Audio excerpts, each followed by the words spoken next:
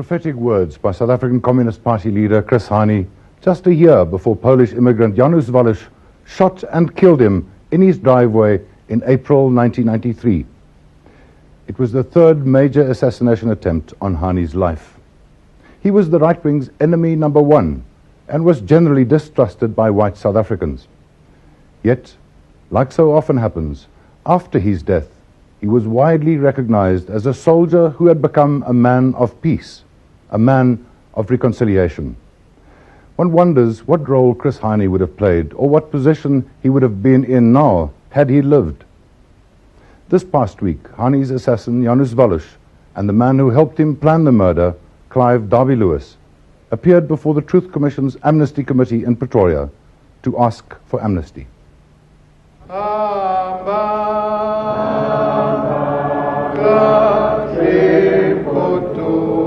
Dawn Park, Easter Saturday, 1993. Chris Hani, the man who many thought would someday become President of South Africa, lies dead in the driveway of his home. The country is plunged into mourning, anger and fear.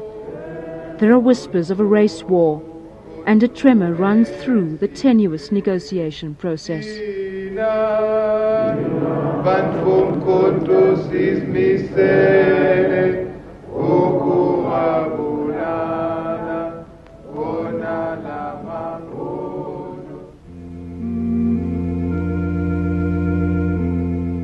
We are a nation in mourning.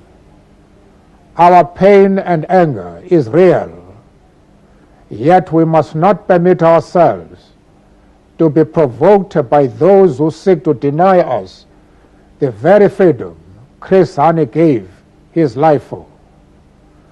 Let us respond with dignity in a disciplined fashion. But across the country, the youth, particularly the black youth, rampage through cities giving vent to their anger.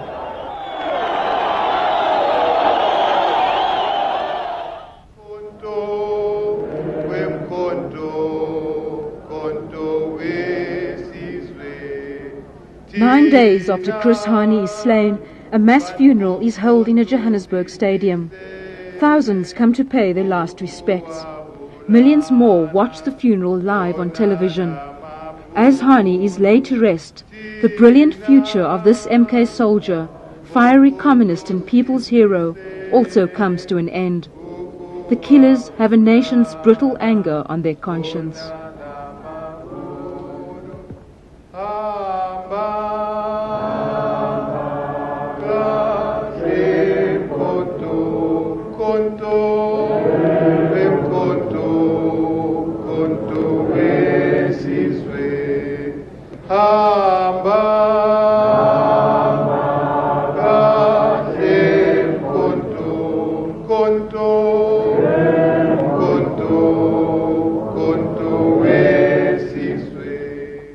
Good evening. Polish immigrant Janusz Walus and CP member Clive Derby-Lewis have been found guilty of murdering SACP chief Chris Hani in April. Co-accused, Mrs. Gay Derby-Lewis, was acquitted on all charges. The Rand Supreme Court found that the case against assassin Walus was overwhelming and that evidence clearly showed direct intent. Pretoria City Hall, 4.5 years later. The men sentenced to death for the murder and now serving life sentences come to ask for amnesty. They are ferried from prison under heavy security. At the hearing, the anger at Hani's killing is still evident in the chanting and toy-toying and many blunt messages on posters. The two sides in this South African tragedy have come together in this hall for the final chapter of this horror story. Clive Derby-Lewis calls himself an English-speaking Afrikaner. He says he bought the gun for the killing and gave the address. Today he is simply a murderer imprisoned for his crime. But once he moved in high political circles, holding court in public and in the media. So what you are in fact democratic right... Just hold on, let him finish. Stop interrupting, Mr. Fourie. Give me the chance now. I listen to you. Yes. Because the white people of South Africa have been deprived of the right to exercise their opposition to what the National Party government is doing at the moment. Janusz Walus is a Polish immigrant. From Europe he brought his family and a passionate hate for communism. Little is known about this man who volunteered to shoot Chris Hani at point-blank range. He shows no emotion, his eyes stare without expression. Gay Derby-Lewis, wife of Clive, a former nun from Australia, now turned South African right-wing fanatic. This is the woman who helped draw up a list of so-called enemies of South Africa. Chris Hani's name was on that list. Her role in the assassination remains unclear and murky. Dimpo Hani, the widow of the assassinated Communist Party leader and MK soldier, a politician in her own right. She sits in the front row of the hearing, facing the killers every day. But it was Clive Derby-Lewis who took centre stage this week. For 5 days he played the politician, reminiscing about his rise in the old South Africa and his fall in the new. Derby-Lewis wants the committee to believe that the Conservative Party approved of his plot to kill. He maintains that Afrikaners had been called up to the so-called Third Liberation War. With his speech on the 2nd of February 1990, when he announced the unbanning of not only the ANC, but also the SA Communist Party, it became obvious to many people, myself included, that Mr. F.W. de Klerk and his colleagues were preparing to betray us all. On the 26th of May 1990, the late Dr. Andries Streurnicht had made his and the CP's feelings and intentions clear when he, addressing the largest political rally ever held at the Voortrekker Monument, I believe that in the region of 150,000 people were there, Mr. Chairman, and it was really a large rally. I was there myself. Called the people up to the third freedom struggle. As the two previous freedom struggles were wars, this was clearly a call to arms for Afrikaners. Ek sê daardie magte, daardie persone, daardie organisasies help die tyd ryp maak wanneer nie net die Afrikaner volk nie, maar ook ander volke die banier vir die Christelike volksvryheid sal vasgryp en sal uitroep: hier staan ons, God help ons, ons kan nie anders nie. As the de Klerk treachery became more and more obvious, or should I maybe say the de Klerk regime, the National Party regime treachery became more and more obvious, and as it was just as obvious to us that the armed struggle was the only option now open to us, we discussed how best we could strike a crippling blow against the communist leadership as the real enemy. It was obvious to us that the late Chris Hani, as the leader of the Communist Party, was the real threat to our future and that of the Republic of South Africa. The proceedings were continually held up by requests for adjournments by the applicants' lawyers. At the heart of the wrangling were certain documents that the Hani family lawyers had produced. These included the police interrogation records of Gay and Clive Derby-Lewis and Janusz Walus. The applicants said these documents should not be allowed because their admissions about the murder had been made under duress and included many lies. Mr. Bezos is going to use statements made under duress, which half of them are rubbish, and when people are drunk, and then he's going to say, yes, but you said that there and you said that in your application, and it's contradictory. We don't know to what degree they're going to worry about the contradiction of one statement to another. Are they going to just say, oh, well, that's not really important? Or are they going to say, that contradiction is enough to stop Amnesty? The Hani lawyers asked why the applicants had remained silent about the existence of these records. They said it showed that the applicants were not making a full disclosure. I want to read, firstly, to hand in copies of a letter on President Council letterheads written by Mr. Derby-Lewis to the colonel in charge of the investigation on the 16th of May 1993, Geachte kolonel. Dear Colonel, Net een kort brief. Just a brief letter. Aan u en to uw personeel. You and your staff. Te bedank. In order to thank you. Ek sal julle almal positief onthou. Shall remember you all. Vriendelike groete. Positive thoughts. Clive Derby-Lewis. Kind regards, Clive Derby-Lewis. One of the central issues in the complicated story dished out to the Amnesty Committee is that of a so-called hit list. The list contained the names of many prominent people, including that of Chris Hani. The list had been obtained from Derby-Lewis's wife and given to Janusz Walus. The committee seemed perplexed at the explanation that it was not a hit list, but merely a list of addresses needed for journalistic purposes. The first address given is that of Mr. Nelson Mandela, and then there are some notes. The house such and so is deliberately not numbered, but is easily recognizable by blah, blah, blah. It's obvious why this description is there, Mr. Chairman, to me, and that is because the house was not numbered, there had to be another way of identifying the house for further follow-up purposes. The second address, Mr. Chairman, was...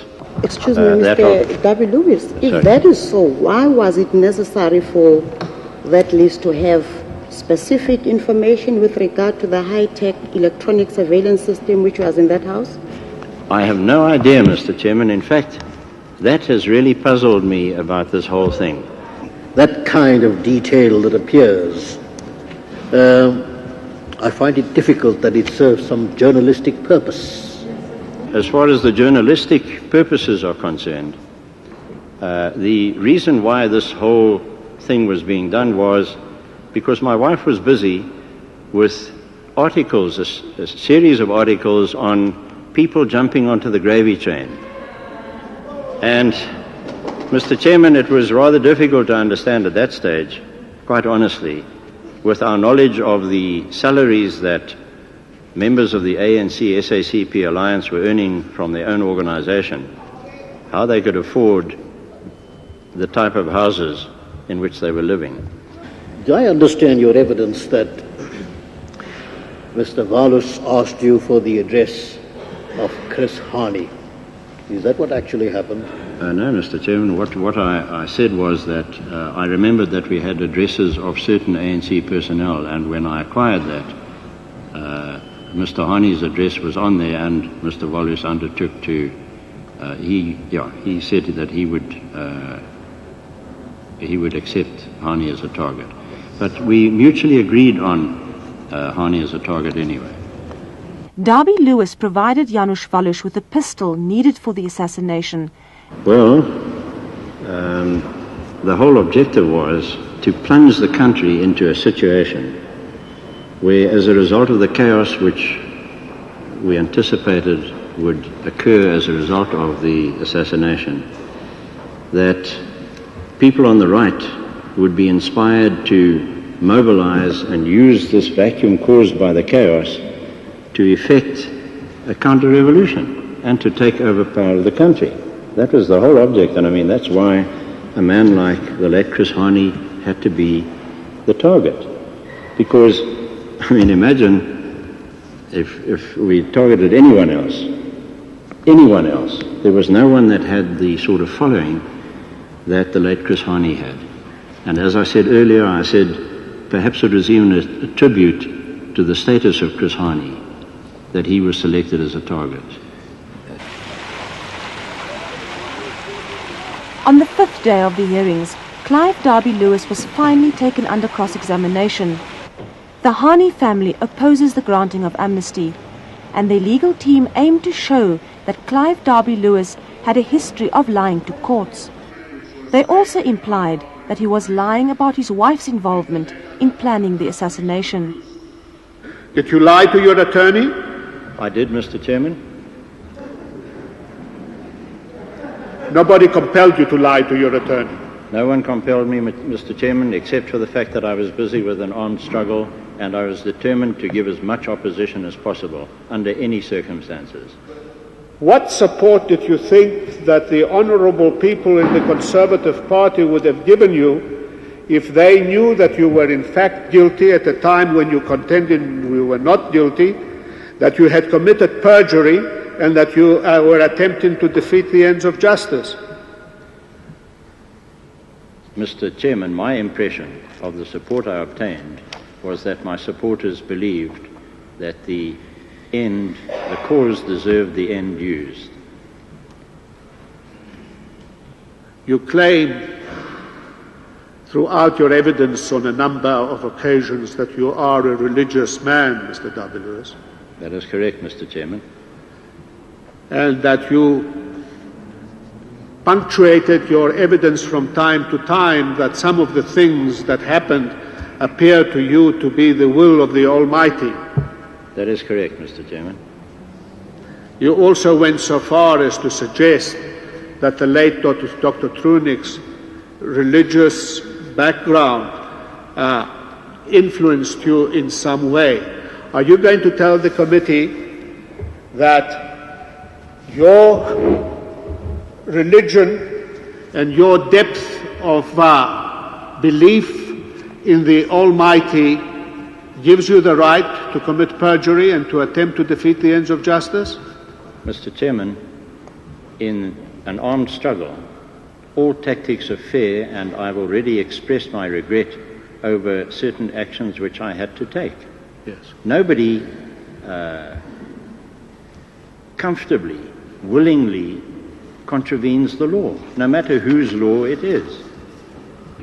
Can you give the committee any yardstick in terms of which they could judge that you possibly not lied during these proceedings as part of the armed struggle? Mr. Chairman, anyone attending a hearing like this, where truth is of the essence, would be an absolute idiot to even endeavour to lie to this committee. Beg your pardon? Sorry, finish? No, How much wiser were you when you falsely tried to reopen your trial? I don't understand the insinuation in that question, Mr. The Chairman. insinuation is a simple one, Mr. Derby-Lewis, that you say that anyone who tries to mislead this committee would be very foolish because the truth has to be told. Didn't the truth have to be told to the judge president of this division when you tried to bluff your way through in setting aside your conviction and sentence? Mr. Chairman, I explained and I repeat again, it was part of the struggle and any tactic was suitable. Yes. To now lie before this committee, what would I gain out of lying, Mr. Chairman? To go free in order to continue the struggle.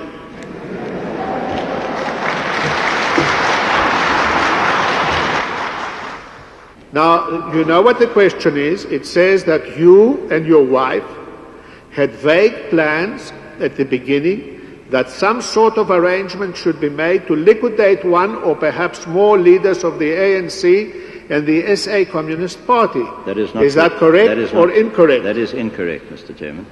Are we to understand, Mr. Derby-Lewis, that your wife, a particularly active political person, who had a column of her own in the Patriot, written in English up to a certain stage, who wrote speeches for the leaders of the Conservative Party, and who was politically active, that you conspired with Mr. Walus, this first applicant in this case, without giving her any hint of what your thoughts on the matter were, ever? That is correct, Mr. Chairman, and I explained in evidence why. We did not want to involve our womenfolk. It was too dangerous. Yes.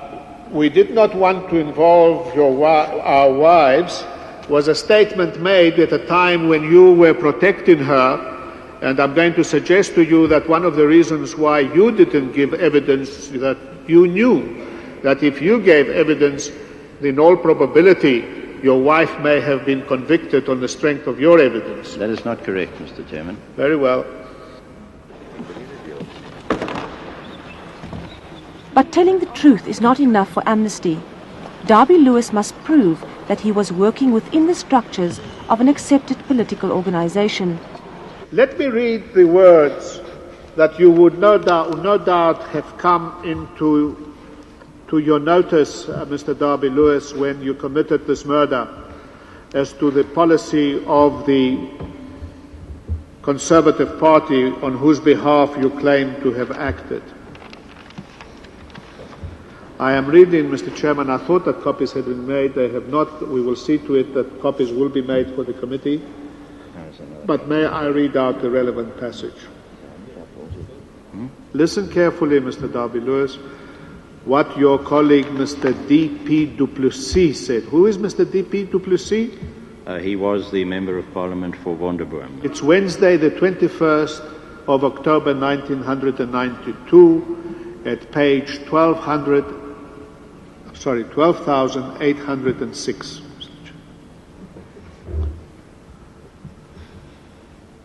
On the right-hand column.